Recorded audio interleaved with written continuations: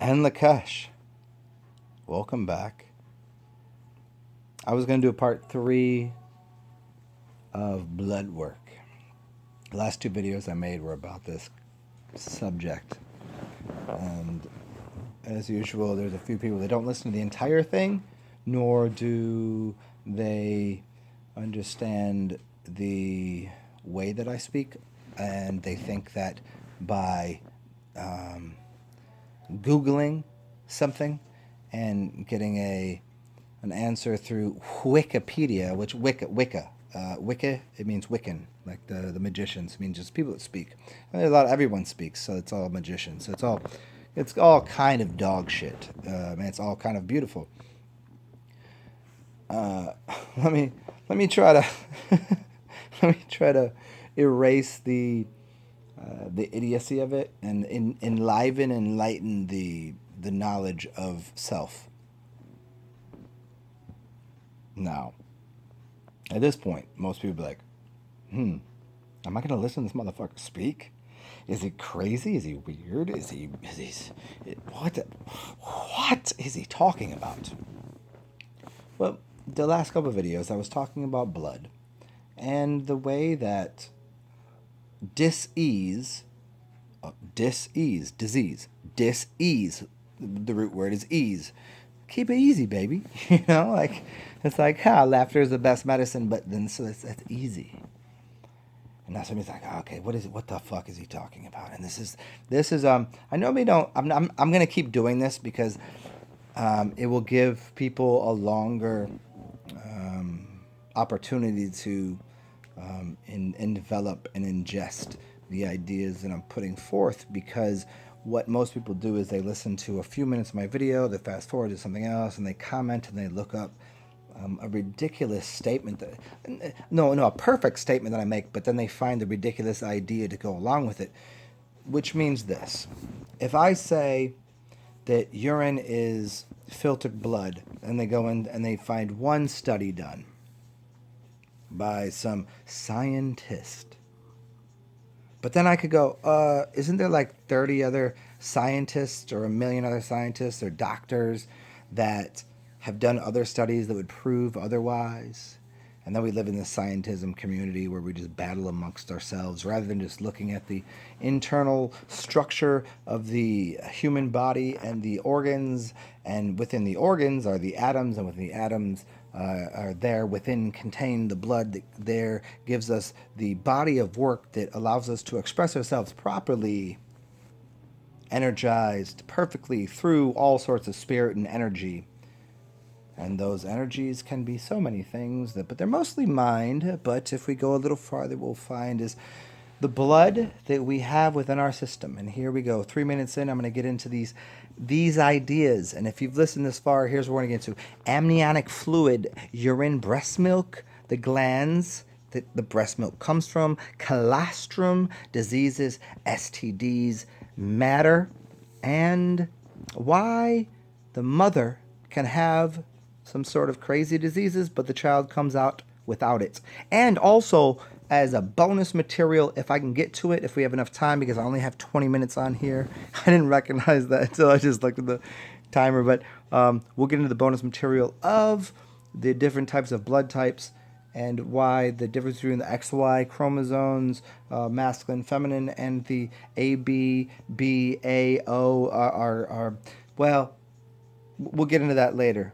But I want to get in first and foremost the fact that within the fluid of your mother's womb, which is amniotic fluid, it's urine, or at least mostly. And the breast milk that you consume when you come out of the womb is mostly your immune system, which came from where? Well, we're like, what do the glands do? What does the liver do? Somebody the other day was trying to tell me that the kidneys do not produce ultra filtered blood. Basically, not that urine isn't the cleanliest form of the extractions of the fluidium in your body. Yet, it depends on what studies you research. And it depends on whether or not you trust your own body. I don't know anybody that's shitting in the palm of their hand and eating it and becoming healthier. But I know a lot of people. In fact, I wouldn't say 100%. I would say 99% of the people that I talk to that I certainly know drink their fluids from the front of their body that's in front of them. They call it urine or urine. They get healthier, which is literally the amniotic fluid, which is what you grew in as a babe.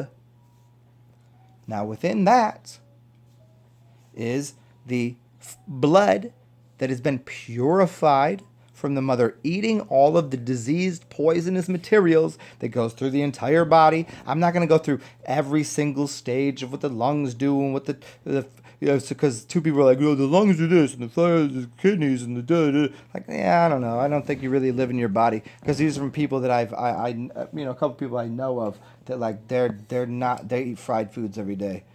I'm not saying I don't, just don't discriminate against that idea that, like, trust me, like, have some fun with your life. Go eat the fucking fried food. Go eat the donuts. Go eat off the bottom of the world. Go eat the shrimps. Go eat go eat some cow. I don't give a fuck what you do.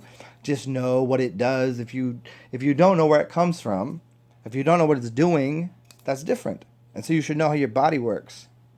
And so the amniotic fluid, which is your urine, mostly, you're born, you pop out the womb, and your mother's breast milk, which comes through these glands, the first couple days, it's producing colostrum, because it's your secondary immune system. And that immune system is everything your mother has eaten that is processed the same way urine is processed to give you and so they say this, look very simply here. If a snake or a bee were to sting you or bite you, and I've been, a brown recluse got me once, I've been stung by some bees, but if you're allergic to it, if your immune system can't handle it because you have not had those antibodies, you have the antibodies, see, those are the things we should talk about maybe a little later. If you don't have those corrections, what will happen is your body will start to exasperate the symptoms of the function that those like a bee sting. Why does that fuck someone else up but not you? Why does peanut butter fuck people up and not other people? Why does all of these things? Because it's not within their autoimmune system. It's not within the things that their mother ate. It's the same way, like, these are where the different... See, this is going to go way too far for people, but because I don't think I have enough time to explain all this. Let me, I'm going to do a part 4 on this even. Let's get back to this original idea. If someone has... Okay, let's do this one first before I do the STD thing, because it's so hilarious. If a mother can have a disease but the child doesn't, what happened? How? Because this is true. And even a child can have a different blood type. How can it happen? Because the child was born of the urine inside of the amniotic fluid, which is mostly fucking urine, which is purified blood, which is why you can drink piss. In fact, it makes your blood cleaner, because you're only recycling the best parts of your blood plasma ultrafiltrate. And so if someone, and I'm going to change gears here because I'm going to get right to this idea, a sexually transmitted disease. Okay, what was the original disease? What is the original disease? The dis-ease, the disharmony. You could have a disease from watching bad TV. You could have a disease from watching... listening to bad music. You could have a dis-ease from walking with shoes on that are crooked. You could have all sorts of dis-eases. Now, some people are like, what the fuck are you talking about? Okay, so in your blood, let's talk about from a biological standpoint. Within your blood, you can have a dis-ease. Yes? How to get rid of it? Pull the blood out of the body, clean it, and put it back in. Put new shit in the blood and shit out the bad blood. Or are you pissing it out? Well, I mean that's up for debate. Are you pissing it out? But the people that I've encountered and that I know of, they tend to get healthier with the blood plasma ultrafiltrate. But the let's get back to this idea. Where did the original disease come from? While it may be transmitted through sexual intercourse, where did the original disease come from? Because unless someone had a disease, it couldn't be transmitted. So where did it come from? It didn't come from sex. It came from outside of sex. It came from whatever you think it is. You fill in the blanks there. So you could transmit anything. You could transmit shit through looking at someone. That's truth. The smell of your body. You know, they say, hey, my child got a cough because your child coughed. Well, I don't know. If you had an immune system that was proper, you wouldn't get the disease. And your immunity is based upon, well, that's a whole, see, this is why I'm going to have to do this. Like, this is going to be like a 5-part series for people to understand this shit. I mean, it's really simple. You should already, like, the people that know me and know what the fuck I talk about and how this shit works, like, we all have our little diseases and dysfunctions, you know? Like, we all got our little things that, like, you know, trip us up, and we stub a toe, and we got, oh, shit, we got a cold, and we got this and that. But to transmit something to somebody else through sneezing and coughing and barfing and puking and fucking, and that's all ridiculous. I mean, it's a more direct way of energizing someone's system, but it doesn't necessarily cause them disease. Have you ever, let me flip it around this way so I can make it very clear to people, if you're familiar with Reiki or with the healing sounds of a voice, or with touch, or with sex. You know, sexual healing. Anybody have heard that? How come it is? Why is it that you can heal people with sex? Like literal, like full on, you know, intercourse. Intercourse, whether it's through, we could say, okay, it's through sound, it's through ideas, it's through mind. But I'm saying like literal, like love making. So you could sexual. Who's that song? What's that song by? Sexual Healing. I need some of that. Sexual. Who the fuck is that? But the point doesn't remain the same. If you can disease someone through that, you can heal someone through that. So what's the difference? Where did the original disease or ease come from? It's irrelevant to me, but it's a point to everyone else that you can't just be like, well, this person's got a disease, so no one gets a disease from a child coughing on them. Like two third graders, they sneeze at each other, but one, you know, they got a fifth kid that doesn't they get sneezed on, they don't get anything. They're not going home coughing. Like some kids in school were sick because they had an immune system against it.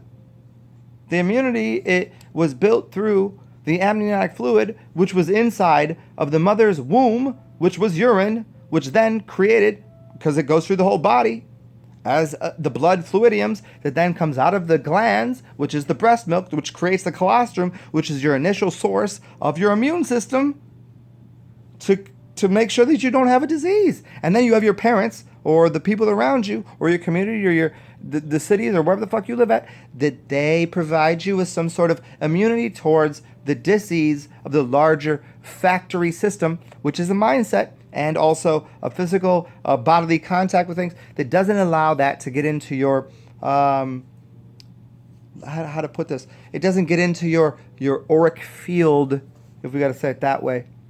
And this is the same way the mother can have some sort of problem with her blood, but then puts a boundary, a coating around the bag, which bears the fruit, which is the child. This is why a diseased tree can still create fruit that is going to have a prosperous seed. Is this making sense to anyone? And so when people say to me silly things because they've Googled and Wikipedia'd a page, you're not making any sense, because doctors, let me explain this to you one more way. I only have a few more minutes.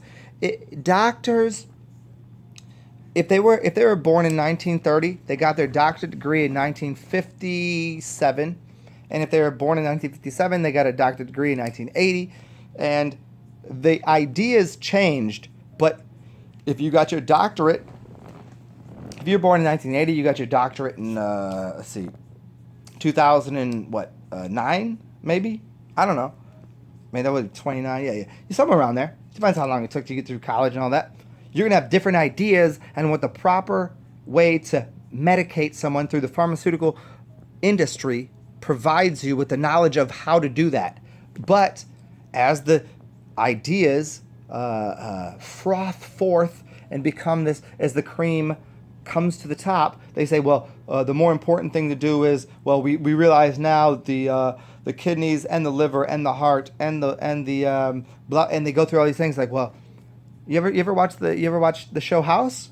Well, you have 20 different things you got to deal with. So 20 different doctors are going to give you 20 different medications. But the doctor born in the 50s, 60s, 70s, 80s, 90s, 2000s, they're all going to give you different medications because they have different ideas about how to go about solving the problem that you have within your human body. But yet none of them had to take any education within the system of how the human body actually functions, or how health works, or what food does. Because when you're in the hospital, what do they serve you? Mashed potatoes and Jello and McDonald's and all this other dumb shit. You see how dumb that is? And then it costs you all this money, blah, blah, blah. How silly. It doesn't seem silly. Yes, things might be changing and doctors are becoming more educated within the world. But that, and even the doctors that know something about what they call nutrition, they really know nothing about the word nutrition and what it really means. But that we'll save that for part 5 or 6 maybe. So what I'm getting at here is, within the industry of trying to heal and help and provide education and assistance to people so they can heal themselves and make themselves a more holistic, wonderful, amazing person, to just enjoy and laugh and prescribe themselves. Prescribe means to scribe before they become the thing they become. To think the better thoughts. To do that is to know things that all the other past references knew. So if you're a doctor today, you have to know what the doctors in the 50s knew. But the doctors in the 50s don't know what you know today. So why is it that you just prescribe one pill when in the 50s they had to prescribe 6? But if I was from the future, I'd prescribe no pills and just tell you, hey, just go drink your own piss, because it's already your purified fluids of your body that really was basically the water you were putting in, but you didn't know how to drink pure, clean water, because what's coming out of your sink and your faucet water is a bunch of shit with heavy metals in it, which are inorganic solids, which you don't need in your motherfucking body. So how do you get we need minerals? Well, then go eat the fruits and vegetables and play in nature. And that'd be a great idea. But if you can't do that, and you don't have time to do that, then drink some distilled water and drink your urine and go and drink distilled fluids, vodka, drink some wine, as I put this in a couple other ones, and go have fun with life, because humor and laughter and movement and joy is going to be the best medicine you can find, because you're just trying to vibrate the cells and activate everything in your body. So make sure you have a good time, because I don't care how sick you think you are, you're still perfect. And perfection is not something we strive for, it's something that we are. And something we are as human, despite some of us being searching for humanness, and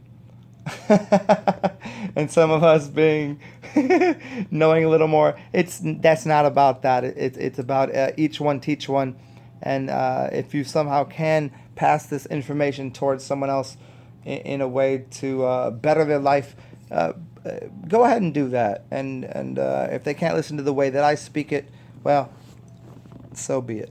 I'll talk to y'all soon, and I'll do another chapter on this for y'all, because I think I've missed a couple points, but I'm going to re-listen to this and enjoy. Cheers, y'all.